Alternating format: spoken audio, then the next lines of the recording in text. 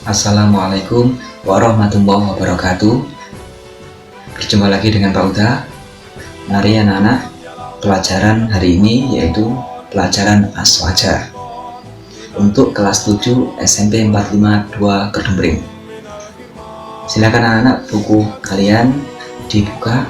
Mari kita mulai pelajaran pada hari ini dengan khidmat dan pahami video penjelasan materi Aswaja pelajaran 1, yaitu proses perkembangan Islam di Indonesia. Sebelumnya, mari anak-anak untuk buka bukunya dan pahami bab berikut ini. Pelajaran 1, proses perkembangan Islam di Indonesia. A. Sejarah Islam di Indonesia. Apa itu sejarah Islam di Indonesia? Artinya proses islamisasi di Indonesia berlangsung secara damai dengan cara-cara yang bijaksana, lemah lembut, dan tanpa kekerasan. Pada taraf permulaan, saluran islamisasi adalah perdagangan. Kedatangan mereka ke Indonesia meramaikan kota-kota dagang sebagai pusat aktivitas perekonomian yang pada akhirnya mendukung perkembangan agama Islam.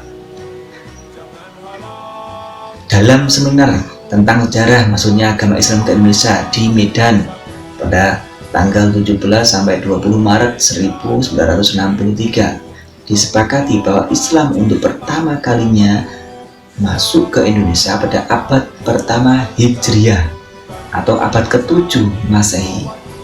Akan tetapi proses islamisasi nampaknya mengalami percepatan antara abad ke-12 sampai dengan 16 Masehi. Diperkirakan bahwa pada abad-abad tersebut Islam telah tersebar dan berkembang ke berbagai daerah di Indonesia, diterima sebagai agama resmi oleh mayoritas rakyat dan penguasa, serta telah membentuk masyarakat muslim. Bahkan di beberapa daerah telah berdiri kerajaan-kerajaan Islam seperti Kerajaan Samudra Pasai di pesisir utara Pulau Sumatera dan Kerajaan Demak di Pulau Jawa. Lanjut. Baik anak-anak, untuk poin B ini kalian silakan amati foto atau gambar. Di situ adalah gambar makam Malikus Saleh Raja Samudra Pasai. Nanti untuk mengamati media atau mengamati foto ini, kalian nanti kalau sudah menemukan jawabannya, sudah menemukan hasilnya, silakan langsung japri ke Pak Uda, ke nomor Pak Uda masing-masing. Selanjutnya, C. Masuknya Islam di Indonesia. Proses islamisasi di Indonesia berlangsung secara damai dengan cara-cara yang bijaksana, lemah lembut, dan tanpa kekerasan. Sudah disebutkan tadi di bab yang pertama atau di penjelasan yang pertama, yaitu pada sejak abad 7 Masehi ya. Di situ antara lain adalah permulaan saluran islamisasi dalam perdagangan. Artinya kesibukan lalu lintas perdagangan pada saat itu antara Arab, India, dan Cina melalui Selat Malaka sejak abad ke-7 Masehi melibatkan saudagar muslim turut ambil bagian dalam aktivitas perdagangan dari negeri-negeri bagian barat, tenggara, dan timur benua Asia. Kedatangan mereka ke Indonesia meramaikan kota-kota dagang sebagai pusat aktivitas perekonomian yang pada akhirnya mendukung perkembangan agama Islam. Keadaan ekonomi perkotaan yang baik memungkinkan terselenggaranya pembangunan masjid dan pusat-pusat pengajar Islam serta kegiatan dakwah Islam yang dipelopori oleh para penguasa. Di sini adalah proses islamisasi yang melibatkan atau yang dilakukan oleh sebuah misi para guru agama. Di antara mereka adalah yang pertama Syekh Ismail dari Mekah, yang kedua Syekh Abdul Aziz dari Arab, terus yang ketiga Syekh Abdullah Al-Yamani dari Mekah, terus yang keempat Syekh Abdullah Arif dari Mekah yang berhasil mengislamkan penduduk Aceh. Kenapa kok Islam masuk ke Indonesia melalui Aceh yang pertama? Karena Aceh ini adalah pusat perdagangan pertama kali Islam masuk ke Indonesia melalui media perdagangan, sehingga Aceh, daerah istimewa Aceh, Banda Aceh itu dinobatkan sebagai daerah istimewa yang bisa mengatur segala bentuk soal hukum yang nantinya berkaitan dengan agama Islam. Karena di situ, di Provinsi Aceh utamanya ya, Provinsi Aceh itu dinobatkan sebagai daerah istimewa dan diakui atau diartikan Aceh adalah Serambi Mekah. Nah, maka dari itu Aceh menjadi daerah istimewa untuk melaksanakan semua kegiatan-kegiatan yang melibatkan unsur ketatanegaraan oleh pemerintah, diberikan keistimewaan daerah tersebut. Artinya seperti itu anak-anak. Selanjutnya, selain itu ada pula para mubalik yang lebih khusus peranannya di bidang tasawuf. Kedatangan mereka ke Indonesia diperkirakan pada abad ke-13 Masehi. Selanjutnya, di samping mubalik dari luar negeri, banyak juga mubalik Islam dari Indonesia sendiri yang menyebarkan agama Islam ke seluruh daerah kepulauan Indonesia. Misalnya dakwah Islam yang dilakukan oleh Wali Songo berhasil mengislamkan masyarakat pesisir utara Pulau Jawa.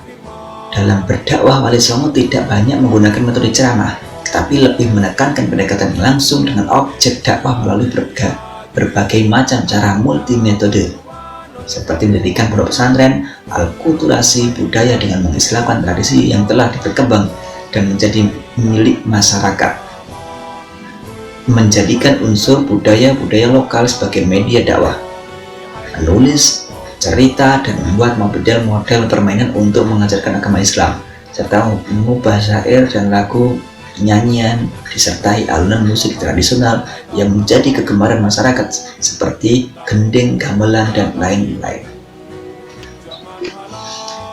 Di luar Jawa terdapat sejumlah nama dan penyebar Islam yang berasal dari daerah masing-masing, di antara adalah Dato RI Bandang dan Dato Sulaiman Sulawesi, Tuang Tunggang Kutai Kalimantan, dan masih banyak lagi para mubalik asli Indonesia yang namanya tidak bisa disebutkan dalam sejarah.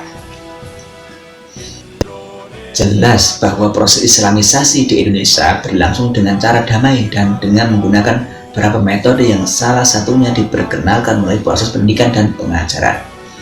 Pendidikan dan pengajaran Islam dilakukan secara praktis dan dimulai dari hal-hal yang paling mudah. Materi pembelajaran dimulai dari pengenalan rukun iman, kemudian dilanjutkan dengan pengenalan rukun Islam, cara beribadah yang benar, dan cara membaca Al-Quran. Model pembelajaran inilah yang sangat efektif secara berangsur-angsur telah berhasil membentuk masyarakat Muslim Indonesia dan menjadikan Islam sebagai agama yang dianut oleh mayoritas masyarakat. Adapun lembaga pendidikan Islam pertama di Indonesia adalah Surau, Meunasah, dan pondok pesantren. Dari kegiatannya yang bertahan sampai sekarang adalah pondok pesantren. Adapun ajaran Islam yang pertama kali dikembangkan di Indonesia adalah ajaran Islam berhaluan Ahlus Sunnah wal Jamaah dengan sistem mazhab baik di bidang akidah, fikih maupun tasawuf atau akhlak. Hal ini dapat dilihat dari kitab-kitab salaf yang menjadi bahan ajar utama dari pondok pesantren yang semuanya adalah karangan para ulama bermazhab. Dalam bidang akidah, kitab-kitab yang diajarkan adalah karangan para ulama Asy'ariyah, bidang fikih kitab-kitab karangan ulama mazhab Syafi'iyah, dan di bidang-bidang tasawuf kitab-kitab karangan Imam Al-Ghazali dan ulama tasawuf Sunni lainnya. Baik anak-anak, untuk materi kali ini saya rasa sudah cukup, dan ketemu lagi di materi-materi selanjutnya, di bab-bab selanjutnya. Untuk materi kali ini saya kira sudah cukup, dan mohon untuk gambar pengamatan tadi silakan dijawab atau dijawab langsung kalau sudah mengamati gambar yang sudah kalian lihat tadi, dan saya tunggu untuk mengumpulkannya. dan jangan lupa belajar, semangat, jaga kebersihan, jaga kesehatan. Dan untuk akhiri, wassalamualaikum warahmatullahi wabarakatuh.